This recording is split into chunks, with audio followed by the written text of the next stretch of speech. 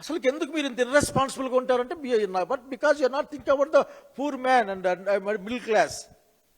You're always thinking that much your higher standard. అంత పైన అంతా మీరు చూసుకుంటారు, కింద చూసుకోరు మీరు. అట్లాగే అప్పుడప్పుడు కాదు, ఎప్పుడు కూడా మీరు కొన్ని విషయాలు ఆలోచించాలా, బుర్ర పెట్టి ఆలోచించాలి. ఆఖరికి ఏదో అక్కడ ఏదో మిగులుతుందనో లేకుండా 4 రూపాయలు వస్తాయనో కాదు మా ఆలోచించాల్సింది కొన్ని విషయాల్లో. అయా మీరు లోకల్ నాన్ లోకల్ ఇష్యూ పైన హైయర్ ఎడ్యుకేషన్ ఒక జీవో ఇష్యూ చేసింది. అందుకే బుర్ర పెట్టి ఆలోచించి ఆ జీవో ఇచ్చారని అడుగుతా ఉన్నా నేను. వరుసగా 4 సంవత్సరాలు చదవకపోతే ఆయన నాన్ లోకల్ అవుతాడంటే ఇక్కడ ఏదో పిల్లల్ని మంచిగా చదివించుకుందామని అట్లా మెడ్రాస్కో బెంగళూరుకో లేక హైదరాబాద్కో పంపించుకుంటే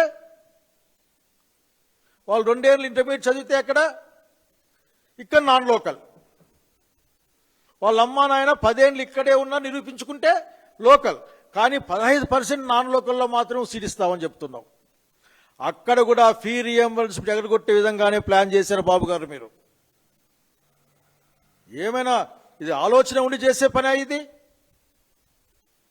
చదువుకుందామని చదివించుకుందామని పక్క రాష్ట్రాలకు పోతే 1 సంవత్సరం మధ్యలో బ్రేక్ అయినా సరే ఇక్కడే పుట్టి ఇక్కడే పెరిగి ఇక్కడే ఉండబోయే వాళ్ళు నాన్ లోకల్ అయిపోతారు. ఏం ఆలోచించారో, ఏ విధంగా మీ ఆలోచన ధోరణి ఉంటుందో మాకైతే అర్థం కావడంలే. నేను మీకు చెప్పాలనుకుంటా ఉన్నా, 9 నుంచి ఇంటర్ దాకా ఒకే ప్రాంతం చదవాలి. ఇంటర్ చాలామంది బయట కోచింగ్లు ఉంటాయని అట్లా ఇట్లా బయటకు వెళ్తారు. ఆ మాత్రం కామన్ సెన్స్ లేదా మీ ప్రభుత్వానికి అడుగుతా ఉన్నా నేను.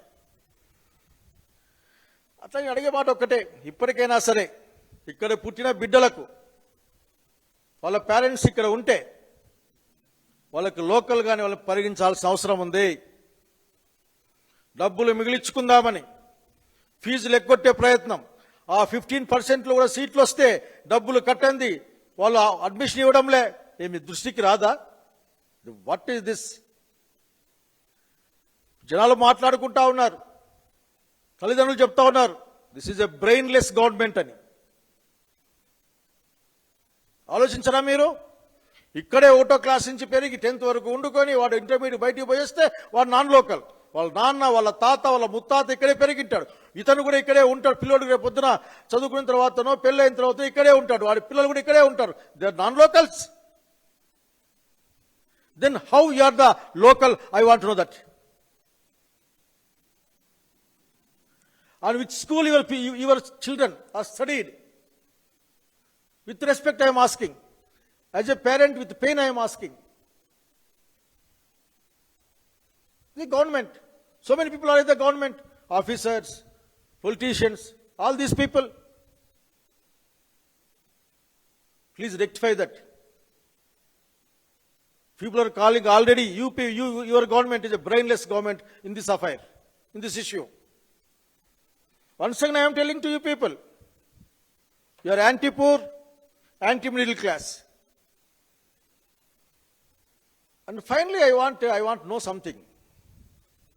That is Amma Odi, on your name, Talli Divanana, Talliki Vandanam. Chandrababu Naidu garu, why you are doing all these things? ఎందుకు ఇట్లా మీరు చేస్తారు? ఎలక్షన్లలో ఇంట్లో ఎంతమంది పిల్లలు ఉంటే 15,000 నేను 15,000 చెక్కుల మీద సంతకాలు పెట్టినట్లు మీరు గ్యారంటీ కార్డులపై సంతకాలు పెట్టి మరీ ఇచ్చారు. ఈ సంవత్సరం 30 లక్షల మందికి ఎగ్గొట్టారు. మీరు బడ్జెట్లోనే తగినంత డబ్బులు పెట్టకనప్పుడే మేము ఆలోచించాం ఇదేదో చేస్తున్నాం అని చెప్పేసి. కొందరికి 8,000, 14,000 లేకుంటే 9,000 అట్లా పడతా ఉంటాయి. ఇదిగో ఇక్కడ ప్రియమైన నల్లి గారికి మీ వాటా, ఆ రాష్ట్ర ప్రభుత్వం వాటా 9,000 రూపాయలు మీ అకౌంట్లో వేసినాం. మిగతావి కేంద్ర ప్రభుత్వం త్వరలో జమ చేస్తుందంట. ఆ మాట అభివృద్ధి చెప్పలే నువ్వు. కేంద్ర ప్రభుత్వం జమ చేస్తుంది అంటే ఇవన్నీ కూడా అఫిషియల్ డాక్యుమెంట్లో పంపిస్తారు వాళ్ళు. ఇదిగో తల్లికి వందనం పథకంలో భాగంగా రాష్ట్ర ప్రభుత్వం మీ ఖాతాలో 10,900, మిగతా అమౌంట్ త్వరలో కేంద్ర ప్రభుత్వం ఇస్తే జత చేస్తుంది. అట్లాగే ఈ జ్యోతి అనే ఒక అమ్మగారికి 8,800 రూపాయలు మీ అకౌంట్లో పడింది, మిగతాది కేంద్ర ప్రభుత్వం వాటా త్వరలో జమ చేయబడుతుంది. ఏంది ఇది? అటు చెప్పావా చంద్రబాబు నాయుడు గారు? 15,000 రూపాయలు అచ్చంగా వేస్తామని చెప్పారు. 2,000 రూపాయలు కట్ చేసి ఆ రోజున స్కూల్ డెవలప్మెంట్ ఫండ్ కానీ తీసుకుంటా ఉంటే పెద్ద పెద్ద మాటలు మాట్లాడారు. మీరు ఆఖరికి 2 చేతులు పైకెత్తి, కిందికెత్తి, పక్కకెత్తి. ఇప్పుడు 2,000 రూపాయలు మీరు కట్ చేసి అదే పని చేస్తారు. జగన్మోహన్ రెడ్డి ప్రభుత్వం చేసిన పని మీరు చేస్తారు. That is good for the schools అని చెప్పి అనుకోవడం వలన వాట్ ఈస్ దిస్? సో మీరు ఏ మాట చెప్పినా సరే అప్పటికయ్యేది మాట్లాడి తప్పించుకు తిరుగువాడు ధన్యుడు సుమతి అని మాట్లాడి తప్పించుకొని పోతారు. ఇప్పుడు కొత్త విషయం ఏంటి? తప్పించుకొని సింగపూర్ పోతా ఉన్నారు. అంతే ఆఖరికి ఇటు సింగపూర్ పోతా ఉన్నారు. కనుక ఇవన్నీ తెప్పించాం, చాలా కట్ట ఉన్నాయి అని 8,800, 10,200 ఇట్లా అనుకుంటా. They are waiting for central government వాటా. You know what is the pathetic condition of these things? The most of the people, most of the people, 2 different words of it, belongs to the scheduled tribes and scheduled caste. Once again I am telling to you, you are anti-scheduled caste and anti-scheduled tribe now. You are waiting for somebody. You are waiting for something. You are telling that we are waiting. So నేను మీతో చెప్పమాట మాట ఒకటే ఆఖరికి, ఈ రోజున విద్యారంగం చాలా ఇబ్బందుల్లో ఉంది. ఫీ రీఎంబర్స్మెంట్తో అసలుకి వాళ్ళు డబ్బులు రాక వాళ్ళు మీ కాళ్ళ వేళ పడతా ఉంటే 10వ తారీఖు ఇస్తామని చెప్పి ఇంతవరకు ఇవ్వక ఎగ్జామ్స్ వస్తూ ఉంటే తల్లిదండ్రులు అప్పు సప్పు చేసి ఆఖరికి తమ తల తాకట్టు పెట్టినా సరే పిల్లల్ని కాపాడుకోవడం కోసం డబ్బులు తెచ్చిస్తూ ఉన్నారు. అట్లాగే కనీసం హాస్టల్లో తిండికి కూడా మీరు డబ్బులు ఇవ్వడం లేదు. హాస్టల్లో తిండికి అప్పు పెట్టారు దాన్ని మీరు. ఆ హాస్టల్లో అప్పు పెట్టిన డబ్బులు మీరు గుర్తెచ్చుకోవాలా. కేవలం ఎక్కువేం లేవు, 4,400 కోట్లు అనుకుంటాను. మనం కొత్త హెలికాప్టర్లు కొంటా ఉన్నాం, కొత్త బండ్లు కొంటా ఉన్నాం.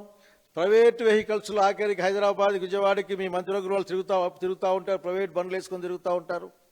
కనుక మీరు అర్థం చేసుకోవాల్సిన అంశం ఉంది. ఇవి కాదు ఇంపార్టెంట్, ఈ రాష్ట్రంలో ఇబ్బందులు ఉన్నాయి. నేను చూసా దాంట్లో ఎక్కడైనా కానీ సింగపూర్ తరహా విద్యా విధానం పరిశీలిస్తారేమో, ఎందుకంటే అప్పుడు చంద్రబాబు నాయుడు గారు పాతకాలంలో పరిశీలించాడేమో, మరి నాకేం కనిపించలే. అట్లాగే మీ దగ్గర ఆఖరికి unified district information system for education అని యూడైస్ అంటారు దాన్ని. అందరూ ఏ గవర్నమెంట్ చేస్తుంది దాన్ని ఆఖరి డిస్ట్రిక్ట్ వైజ్గా. దాదాపు మీరు 13,112.82 crores అంటే 13,112 కోట్ల 22 లక్షల రూపాయలు ఇవ్వాలి. ఒక సంవత్సరం మొత్తం ఎగ్గొట్టారు మీరు, ఇవ్వలే. అంటే అచ్చంగా విద్యారంగంలో పిల్లలకి, వాళ్ళ అమ్మలకి, లేకపోతే వాళ్ళకి వెసులుబాటు కల్పించాల్సిన 13,000 కోట్ల 112 కోట్లు 22 లక్షల రూపాయలని మీరు ఎగ్గొట్టేశారు, మిగిలిచ్చేసుకున్నారు. ఆ తర్వాత ఈ సంవత్సరం మీరు 54,94,703 మందికి అది అమ్మఒడి అనే పథకం పేరు మార్చుకొని మీ పేరు మీద విద్యా దీవెన, ఏం పేరు మాకు గుర్తుకు రాదు నాకు, తల్లికి వందనం పేరు మీద మీరు ఎంత చెప్పినా బాబు గారు ఆ పేరు గుర్తు రావడంలో ఏం చేయమంటారు ఆఖరికి? అది అసలుకి ఎందుకో that is your fate, I cannot do anything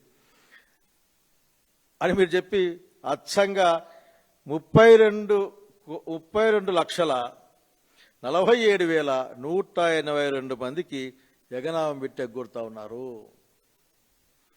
ఏం మాట్లాడతారు మీరు?